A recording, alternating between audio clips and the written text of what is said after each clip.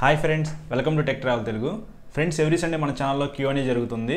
So last Sunday Q&Aలో మీరు comments చేశారు కదా, వాటిల్లో కొన్ని కామెంట్స్ అయితే నేను పిక్ చేసి ఈ Q&A అయితే చేస్తున్నాను. సో మీకు ఏదైనా డౌట్ ఉంటే మాత్రం ఈ వీడియో కింద కామెంట్ చేయండి. నెక్స్ట్ సండే నేను ఆన్సర్ అయితే చేస్తాను. ఇంకా ఫస్ట్ కామెంట్ చూసినట్లయితే RTR 160కి డ్యూయల్ ఛానల్ ABS పెట్టుకోవచ్చా? ఫస్ట్ RTR 160కి డ్యూయల్ ఛానల్ ABS పెట్టుకోవచ్చో లేదో చూద్దాము. ఇప్పుడు మనకి RTR 200కి డ్యూయల్ ఛానల్ ABS అయితే ఉంది కదా, బ్యాక్ సైడ్ ఏదైతే టైర్ ఉందో ఆ టైర్ తీసుకొచ్చి 160కి అయితే మనం సెట్ చేసుకోవచ్చు. వైరింగ్ కిట్ అయితే ఉంటుంది కదా, ఆ వైరింగ్ కిట్ అయితే మార్చుకొని ABS సెన్సార్స్ అయితే పెట్టుకుంటే మాత్రం RTR 160కి డ్యూయల్ ఛానల్ ABS అయితే అయిపోయింది. ఇప్పుడు డౌట్ ఏంటంటే RTR 200కి సంబంధించిన ABS స్పేర్ పార్ట్స్ ఉంటాయి కదా, అవి మనకి బయట విడిగా దొరుకుతాయా? అవి దొరికితే మనం దీనికి పెట్టుకోవచ్చు లేదని చెప్పేసి అడుగుతున్నారు కదా. సో ఇన్ కేస్ RTR 200కి ABSకి సంబంధించిన ఏదైనా ప్రాబ్లం వస్తే ఖచ్చితంగా వాళ్ళు కంపెనీకి అయితే ఆర్డర్ చేస్తారు, అవి తీసుకొచ్చి మనకి పెడతారన్నమాట RTR 200కి. సో అలాగే మనం ఆర్డర్ చేసుకోవచ్చు. ఇన్ కేస్ వాళ్ళు తెప్పిస్తే మాత్రం డ్యూయల్ ఛానల్ ABS అయితే పెట్టుకోవచ్చు. ఇప్పుడు స్లిప్పర్ క్లచ్ పెట్టుకోవచ్చు లేదని చెప్పేసి అడుగుతున్నారు కదా. ఇంజిన్కి సంబంధించిన ఎటువంటి మోడిఫికేషన్ అయితే మనం చేయలేము. మహా అయితే సైలెన్సర్స్ మార్చి కొద్దిగా 1 PS పవర్ అయితే మనం జనరేట్ చేయొచ్చేమో కానీ స్లిప్పర్ క్లచ్ అలాంటివి అయితే పెట్టుకోవడానికి ఏమీ కుదరదు. నెక్స్ట్ కామెంట్ చూసుకున్నట్లయితే, bro best MT15 versus Duke 125 in all aspects అంటున్నారు కాబట్టి MT15 అయితే బెస్ట్ అని చెప్పుకోవచ్చు, వాల్యూ ఫర్ మనీ. కానీ ఇంజిన్ రిఫైన్మెంట్ అయితే చాలా స్మూత్గా ఉండిద్ది డ్యూక్ 125లో. పర్సనల్గా నేను రైడ్ చేశాను, మీరు కూడా ఒకసారి రైడ్ చేయండి. రెండు వెహికల్స్ని మీరు నడిపితే మాత్రం మీకు అప్పుడు డిఫరెన్సెస్ అయితే అర్థమైపోయింది, ఏ ఇంజిన్ బాగుండిద్ది అనేది. మైలేజ్ పరంగా చూసుకున్నా సరే రెండిట్లో కూడా ఒక 45 to 50 కిలోమీటర్స్ దాకా అయితే మీరు మైలేజ్ ఎక్స్పెక్ట్ చేయొచ్చు. సో అన్ని ఆస్పెక్ట్స్లో వాల్యూ ఫర్ మనీగా చూసుకుంటే మాత్రం Yamaha MT15 అయితే బెస్ట్ అని చెప్పుకోవచ్చు. కానీ డ్యూక్ 125 కూడా బాగుండిద్ది. పర్సనల్గా KTM మీకు ఇష్టమైతే మాత్రమే కొనుక్కోండి, అంతేగాని ఎక్కువ మనీ అనేది మీరు KTM 125 అయితే పెట్టాల్సిన అవసరం అయితే ఏమీ లేదు. నెక్స్ట్ కామెంట్ చూసుకున్నట్లయితే, Yamaha MT-03 details and launch date చెప్పండి బ్రో. నేను మీకు ఆల్రెడీ చెప్పాను, Yamaha మనకి లాస్ట్ వీక్లో ఒక 3 వెహికల్స్ అయితే లాంచ్ చేసింది కదా, ఇంకా కొన్ని వెహికల్స్ అయితే లాంచ్ చేసిద్దంట. మేబీ అందులో ఈ MT-03 అయితే ఉండొచ్చు. నెక్స్ట్ కామెంట్ చూసుకున్నట్లయితే, హాయ్ అన్న, ప్రజెంట్ ఉన్న అన్ని వెహికల్స్లో 125ccలో బెస్ట్ బైక్ చెప్పండి, లుక్స్, మైలేజ్, పెర్ఫార్మెన్స్ పరంగా and also in budget 1.2 lakhs. మీకు 125ccలో ఇంతకుముందు చూసుకున్నట్లయితే 2 వెహికల్స్ మాత్రమే ఉండేవి, షైన్ ఒకటి, గ్లామర్ ఒకటి. ఇప్పుడు ఇంకా ఒక 2 వెహికల్స్ అయితే యాడ్ అయినాయి అని చెప్పుకోవచ్చు. పల్సర్ 125 ఒకటి, NS 125. కానీ 125ccలో గ్లామర్ మనకి డిజైన్ అయితే మార్చింది కదా, అప్పుడు గ్లామర్ సేల్స్ అయితే కొద్దిగా తగ్గినాయి. అలాగే పల్సర్ 125 వచ్చింది కదా, అప్పుడు షైన్ కూడా కొద్దిగా సేల్స్ అయితే తగ్గిపోయినాయి. ప్రజెంట్ 125ccలో కొద్దిగా పికప్ అనేది ఎక్కువ ఉండాలి అని అనుకుంటే మాత్రం ఈ 4 వెహికల్స్లో పల్సర్ 125 అయితే బెస్ట్. ఇదంతా NS 125కి రాకముందు. ఎప్పుడైతే NS 125 వచ్చిందో ఈ 3 వెహికల్స్ కన్నా NS 125 అయితే బెస్ట్ అని చెప్పుకోవచ్చు. అందులో మీకు పెరిమీటర్ చాసిస్ అయితే ఉండిద్ది, బెస్ట్ చాసిస్ అని చెప్పుకోవచ్చు. మీరు హై స్పీడ్స్ వెళ్ళినా కానీ మీకు కొద్దిగా స్టెబిలిటీ అయితే ఉండిద్ది. పల్సర్ 125, NS 125 రెండు కూడా ఇంజిన్స్ అయితే సేమ్ అయితే ఉంటాయి, రెండు ఎయిర్ కూల్డ్ ఇంజిన్సే. పవర్ అండ్ టార్క్ కూడా రెండిట్లో సేమ్ అయితే ఉండిద్ది. కాకపోతే పల్సర్ 125 కన్నా NS 125లో మీకు కన్సోల్లో కొంచెం మంచి ఫీచర్స్ అయితే ఉన్నాయి. నన్ను అడిగితే మాత్రం షైన్ కన్నా, గ్లామర్ కన్నా పల్సర్ 125 అయితే బెస్ట్. ఎప్పుడైతే NS 125 లాంచ్ చేశారో పల్సర్ 125ని కొంచెం స్కిప్ చేసి NS 125 అయితే తీసుకోమని చెప్పేసి చెప్తాను. నెక్స్ట్ కామెంట్ చూసుకున్నట్లయితే, 2021లో పల్సర్ 220F బైక్ తీసుకోవచ్చా బ్రో? ప్రజెంట్ 220ccలో మనకి మైలేజ్ ఇచ్చే బైక్ ఏదైనా ఉంది అనుకుంటే పల్సర్ 220F మాత్రమే. సో మనకి 220cc అయినప్పటికీ కొద్దిగా మైలేజ్ అయితే బాగానే ఇస్తుంది, ఒక 40 కిలోమీటర్స్ దాకా మనం ఎక్స్పెక్ట్ చేయొచ్చు. 35 to 40 కిలోమీటర్స్ దాకా అయితే మనకి మైలేజ్ అయితే వస్తుంది పల్సర్ 220F అయితే. కాకపోతే ఈ వెహికల్ మీరు ఎవరైనా తీసుకోవచ్చు, మీకు ఈ వెహికల్ పర్సనల్గా ఇష్టం ఉంటే మాత్రం తీసుకోండి, ఎందుకంటే ఇది స్పోర్టీ లుక్లో అయితే వస్తుంది. ప్రొజెక్టర్ లైట్స్ అయితే ఉంటాయి, ఫీచర్స్ పరంగా బాగుండిద్ది. కానీ ఇన్ కేస్ మీకు ఎక్కడైనా కింద పడినా కానీ, వేరే వెహికల్ పొరపాటున మీ వెహికల్ మీద పడినా కానీ సైడ్ డోమ్స్ ఉంటాయి కదా, సో అవి మాత్రం లూజ్ అయిపోతూ ఉంటాయి, బాగా సౌండ్ వస్తూ ఉండిద్ది, మీకు చాలా చిరాకైతే అనిపించింది ఆ సౌండ్ విన్నప్పుడల్లా. సో సైడ్ డోమ్స్ ఉన్న వెహికల్స్ అయితే చూస్తానికి బాగుంటాయి, కానీ ప్రాబ్లమ్స్ ఏదైనా వస్తే మాత్రం పద్దాకలు రిపేర్ చేయించుకుంటానే ఉండాలి. అందుకే నేను డోమ్స్ ఉన్న వెహికల్స్ అయితే మీకు సజెస్ట్ చేయను, నెకిడ్ వెహికల్స్ అయితే చాలా బాగుంటాయి. కానీ పల్సర్ 220F అయితే మంచి వెహికలే, మీకు తీసుకోవాలి. పర్సనల్గా నాకు స్పోర్టీ లుక్లో కావాలనుకుంటే మాత్రం తీసుకోండి. నెక్స్ట్ కామెంట్ చూసుకున్నట్లయితే, hi bro, swat pillion 125cc ఇండియాలో లాంచ్ అవుతుందా? ప్రజెంట్ 125ccలో చాలా వెహికల్స్ అయితే ఉన్నాయి. సో హస్క్వర్నా కూడా 250ccలో లాంచ్ చేసింది ఇండియాలో. మేబీ 125cc మీద కూడా లాంచ్ చేయొచ్చు. ఇన్ కేస్ లాంచ్ చేస్తే మాత్రం దాని మీద ఒక వీడియో అయితే చేస్తాను. అప్పుడు KTM డ్యూక్ 125కి, స్వాట్ పిలియన్ 125కి మంచి కాంపిటీషన్ అయితే ఉండిద్దని చెప్పుకోవచ్చు. నెక్స్ట్ కామెంట్ చూసుకున్నట్లయితే, hello bro, ఎక్స్పల్స్ 200 of road bike review ఎప్పుడు చేస్తావు? 3 weeks నుంచి అడుగుతున్నాను, ప్రోస్ అండ్ కాన్స్ చెప్పండి బ్రో. నేను లాస్ట్ వీడియోలో కూడా చెప్పాను, హీరో ఎక్స్పల్స్ మా ఏరియాలో అయితే లేదు. సో నేను విజయవాడ వెళ్ళి అక్కడ షోరూంలో ఆ వెహికల్ ఉంటే దాన్ని రివ్యూ చేస్తాను. కొంచెం టైం అయితే పట్టిద్ది. సో మీరు పర్సనల్గా ఈ వెహికల్ తీసుకోవాలనుకుంటే మాత్రం 200cc ప్రైస్ తక్కువలో ఆఫ్ రోడ్ వెహికల్ ఏదైనా ఉంది అనుకుంటే అది హీరో ఎక్స్పల్స్ మాత్రమే. సో దానికి ర్యాలీ కిట్ వేస్తే మాత్రం ఇంకా చాలా బాగుండిద్ది. అలాగే అపాచీ 164V బెటర్ బైకా బ్రో. అపాచీ 160 ఏంటంటే మీకు నార్మల్ రోడ్ మీద వేసుకొని వెళ్ళడానికి అయితే బాగుండిద్ది, ఆఫ్ రోడింగ్ చేయడానికి అయితే అంతగా బాగోదు. గ్రౌండ్ క్లియరెన్స్ ఎక్కువ ఉండిద్ది, కానీ ఎక్స్పల్స్తో చేసినంత ఆఫ్ రోడింగ్ అయితే మీరు అపాచీలో చేయలేరు. కాబట్టి పూర్తిగా మీరు ఆఫ్ రోడింగ్ చేయాలనుకుంటే హీరో ఎక్స్పల్స్ అయితే తీసుకోండి, లేదనుకుంటే మాత్రం అపాచీ తీసుకోండి. రెండు కూడా బెస్ట్ వెహికల్సే. నెక్స్ట్ కామెంట్ వచ్చేటప్పటికి NS 160 ఎందుకు కొనకూడదు రీజన్స్.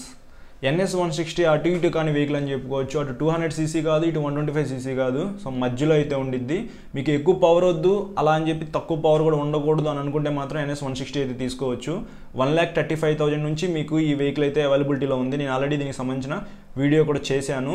ఇంకొక 30,000 రూపీస్ మీరు యాడ్ చేసుకుంటే మాత్రం ఎక్కువ పవర్ ఉన్న వెహికల్ అయితే NS 200 వస్తుంది. సో అందులో మీకు టైర్స్ కూడా చాలా బాగుంటాయి.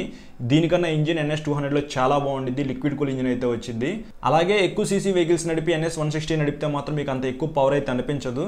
సో అప్పుడు మీరు ఖచ్చితంగా NS 200 కొనుక్కోవాలని చెప్పేసి చూస్తారు. ఎందుకంటే మీరు పద్దాకలో వెహికల్ అయితే కొనుక్కోరు కాబట్టి ఒకసారి టెస్ట్ రైడ్ అయితే చేయండి. NS 160 అయితే ఈ పికప్ నాకు సరిపోయింది, నాకు ఈ వెహికల్ చాలు అని అనుకుంటే మాత్రం మీరు NS 160 తీసుకోవచ్చు. లేదు నాకు ఈ పికప్ సరిపోదని మీకు అనిపిస్తే మాత్రం ఖచ్చితంగా NS 200 అయితే తీసుకోండి. మెయిన్ ఏంటంటే పికప్ అయితే ఉండదు. అపాచీ 160లో ఏంటంటే మీకు ఎక్కువ ఫీచర్స్ అయితే ఉంటాయి. సో అందుకే మీకు NS 160 అయితే ఎవరు సజెస్ట్ చేయరు. అంటే పర్సనల్గా నేనైతే NS 160 అయితే సజెస్ట్ చేయను 160cc సెగ్మెంట్లో. ఇంకా నెక్స్ట్ కామెంట్ చూసుకున్నట్లయితే, బ్రో లైఫ్ లాంగ్కి Platina 110H gear versus CB Shine SP Shine performance mileage looks comfort.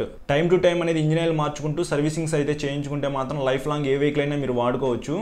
కానీ మీకు ప్లాటినా 110H గేర్ అయితే చాలా బాగుండిద్ది, మైలేజ్ అయితే ఎక్కువ వస్తుంది, సీట్ కంఫర్ట్ కూడా బాగుండిద్ది. లుక్స్ పరంగా చూసుకున్నా సరే ప్లాటినా 110H గేర్ అయితే కొంచెం బాగుండిద్ది. షైన్ ఏంటంటే ఓల్డ్ మోడల్కి ఇప్పుడు వచ్చే మోడల్కి కొద్దిగా డిజైన్ అయితే మారింది. అంతగా ఎవరు షైన్ లైక్ చేయట్లేదు 125cc సెగ్మెంట్లో. సో 110H గేర్ అయితేనే మీకు మైలేజ్ ఎక్కువ వస్తుంది షైన్ కన్నా. ఈ 3 వెహికల్స్ కన్నా సరే ఇంకా మంచి వెహికల్ ఏదైనా ఉంది అనుకుంటే మాత్రం అది హీరో స్ప్లెండర్ ప్లస్ అయితే మాత్రం మీరు లైఫ్ లాంగ్ అయితే వాడుకోవచ్చు. 97ccతో లభించింది. పవర్ అండ్ టార్క్ కూడా చాలా బాగుండిద్ది. ఈ 3 వెహికల్స్ కన్నా కొద్దిగా పవర్ అండ్ టార్క్ అనేది తక్కువ ఉన్నప్పటికీ మీకు మైలేజ్ అయితే ఎక్కువ వస్తుంది, సీట్ కంఫర్ట్ అయితే ఉండిద్ది. ఎవరికైనా సరే హీరో స్ప్లెండర్ ప్లస్ అయితే సెట్ అయిపోయింది అని చెప్పుకోవచ్చు. కానీ హీరో స్ప్లెండర్ ప్లస్తో ప్లాటినా 110H గేర్ అంటే మాత్రం ఫీచర్స్ పరంగా చూసుకుంటే ప్లాటినా 110H గేర్ అయితే చాలా బాగుంటుంది, లైఫ్ లాంగ్ అయితే యూజ్ చేసుకోవచ్చు. ఒకసారి స్ప్లెండర్ ప్లస్ నడపండి, అలాగే ప్లాటినా 110H గేర్ నడపండి, వెంటనే మీకు డిఫరెన్సెస్ అయితే తెలిసిపోయిద్ది. సో మీకు ఇందులో 5 గేర్స్ అయితే ఉంటాయి H గేర్లో. దీనికి సంబంధించిన వీడియో కూడా నేను ఆల్రెడీ చేశాను, మీరు మన ఛానల్లో చూడొచ్చు ప్లాటినా 110H గేర్ వీడియో అయితే. ఇంకా నెక్స్ట్ కామెంట్ చూసుకున్నట్లయితే, అన్న టీవీలో బైక్ రేసెస్ అవుతాయి కదా, అందులో నెకిడ్ బైక్స్ ఎందుకు యూజ్ చేయరు. నాకు తెలిసిన రీజన్ అయితే మాత్రం క్లిప్ ఆన్ హ్యాండిల్ బార్స్ ఉన్న వెహికల్స్ అయితే మాత్రం ఎక్కువగా కిందకి వంచి నడపచ్చు, ఎక్కువ స్పీడ్ అయితే వెళ్తాయి అనమాట. సో కింద రోడ్డు మీద తగలదు క్లిప్ ఆన్ హ్యాండిల్ బార్స్ అయితే వంచినప్పుడు. నెగిడ్ వెహికల్స్ కిందంటే మామూలుగా స్ట్రైట్గా అయితే ఉంటాయి హ్యాండిల్స్. సో అది కింద తగిలే అవకాశం అయితే ఉంది, కింద పడిపోతారు తగిలితే. సో అందుకని చెప్పేసి అది యూజ్ చేయాలని చెప్పేసి నేను అనుకుంటున్నాను. ఇన్ కేస్ మీకు తెలిసిన రీజన్ ఏదైనా ఉంటే మాత్రం కింద కామెంట్ అయితే చేయండి. నెక్స్ట్ కామెంట్ వచ్చేటప్పటికి, అన్న డ్యూక్ 1290R బైక్ రియలే అన్న, దాని ప్రైస్ ఎంత అండ్ సీసీ ఎంత. దాని సీసీ వచ్చేటప్పటికి 1301cc అయితే ఉండిద్ది. ప్రైస్ వచ్చేటప్పటికి ఎక్స్పెక్టెడ్ ప్రైస్ అని చెప్పుకోవచ్చు, ఇంకా మన ఇండియాలో లాంచ్ అవ్వలేదు కదా. 16 lakhs నుంచి 17 lakhs దాకా అయితే ఎక్స్ షోరూమ్ ప్రైస్ అని చెప్పుకోవచ్చు.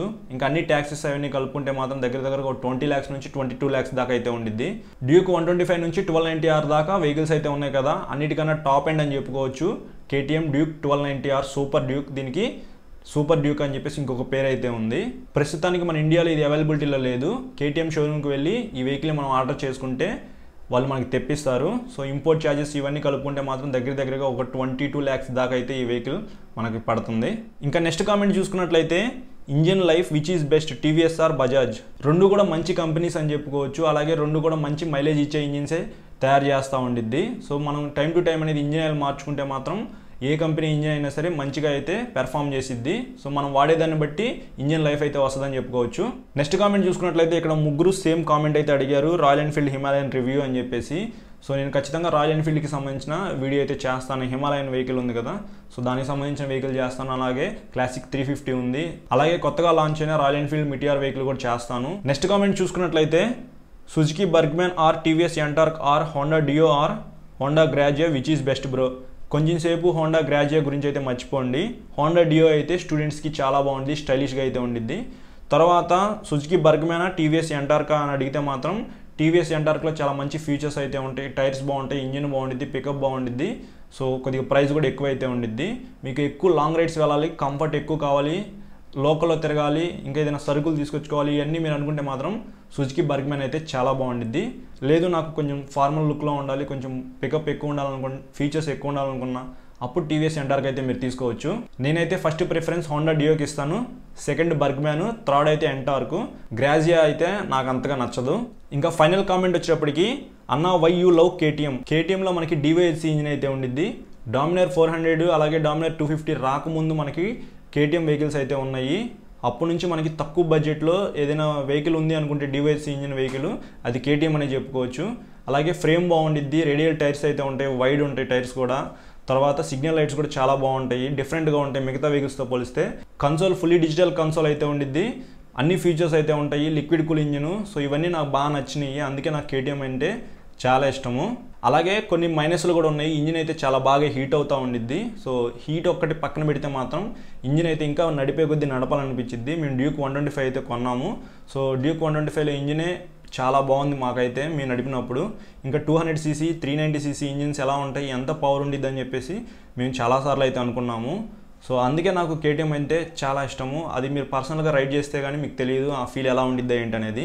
ఇది ఫ్రెండ్స్ లాస్ట్ Q&Aలో నేను పిక్ చేసిన కొన్ని కామెంట్స్ అయితే. ఈ వీడియో మీకు నచ్చితే లైక్ చేసి మన ఛానల్కి సబ్స్క్రైబ్ చేసుకోండి. మీలో ఎవరైనా ఇన్స్టాగ్రామ్ వాడుతున్నట్లయితే నన్ను ఫాలో అయ్యి అక్కడ నాకు మెసేజ్ చేయండి, ఖచ్చితంగా రిప్లై ఇస్తాను. Thank you.